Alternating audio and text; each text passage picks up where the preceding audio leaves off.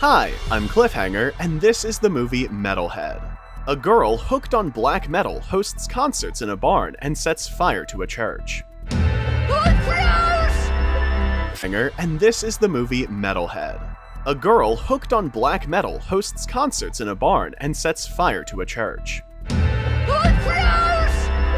The film begins with a sparse Icelandic expanse where children are playing with a dog. Soon, the brother and sister are off on horseback, leaving the heroine, Hera, alone. Her father tells her to call her brother. Without scrapping his long red tresses into a secure ponytail, he is mowing the grass on the tractor. But after hitting a bump, he falls straight down under the working blades. Sister runs to him in terror. Her brother is lying unconscious in the mowed grass, while the scalp wrapped around the roller spins evenly. The parents take their son to the doctor, yet the sorrowful faces show that it's in vain. In the next scene, the chorus is singing for the deceased young man in the church. Hera raises her eyes to the icon, as if inquiring why God has done this to her. Receiving no answer, she stands up and leaves, renouncing her faith. The girl lies at home in tears, pining for her dead brother. In her memories, he is still in his leather jacket playing guitar in his room. The girl sneaks in. Looking around, she sees many posters of rock bands hanging on the walls. Hera picks up his guitar and, looking at the posters, contemplates for a moment. She pulls out a t-shirt with a band logo and burns the old clothes in the yard.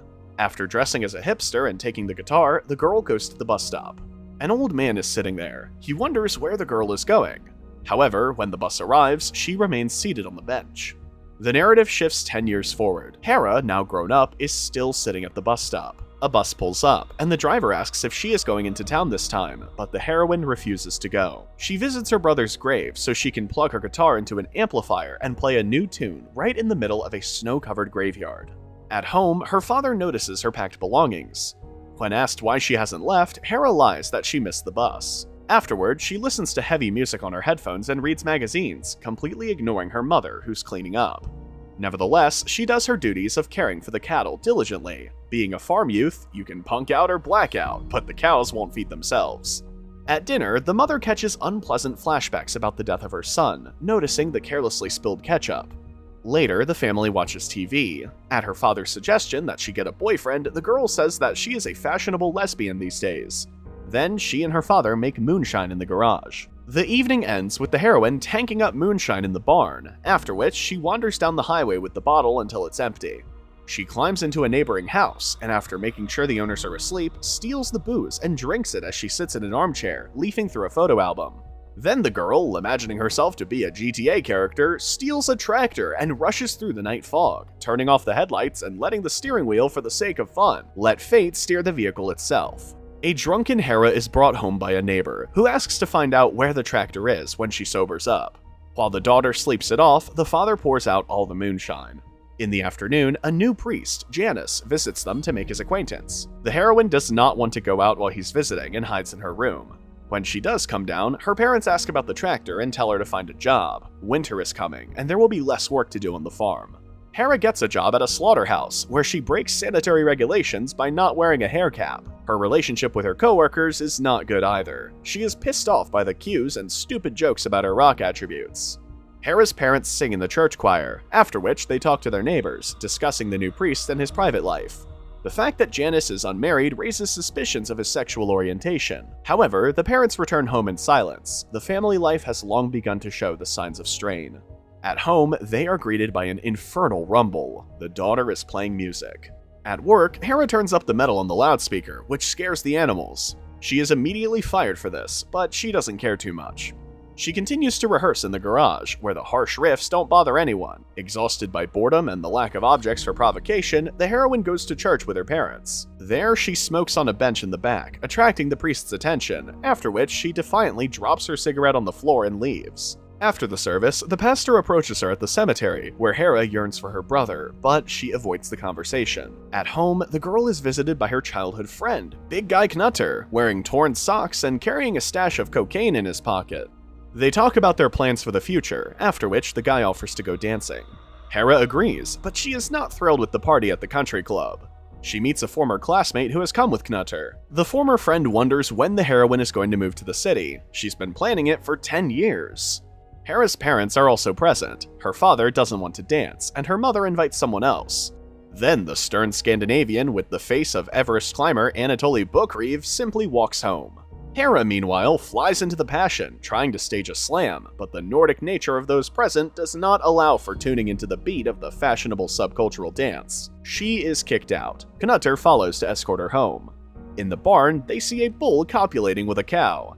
The boy says he would like to do the same, and Hera advises him to ask for the permission of the cow's owner. They fool around in the hay, which seemingly escalates into pawing the girl. She is hysterical at first, but then changes her mind and invites the boy in. They undress to upbeat music and then collapse on the bed. After copulation, Knutter wants to talk to the heroine about her business with the former classmate, but Hera does not find the subject appealing. She gets dressed and leaves the room. The door to her brother's room is open, and her father is sitting there. He asks what is keeping the girl in the middle of nowhere, but she doesn't have time to answer. Her mother enters. Hera leaves, and the parents discuss that their son's room could be turned into a workshop, yet the mother is totally against it. Later, television airs stories about black metal and the aversion of ordinary people to this satanic genre of music. The heroine records the report on tape to review it. As a result, she comes to dinner wearing Kiss-style makeup. She meets Knutter in this makeup. The guy, inspired by copulation, brings a ring to propose. Yet Hera is not Gollum and cannot be bought with a ring.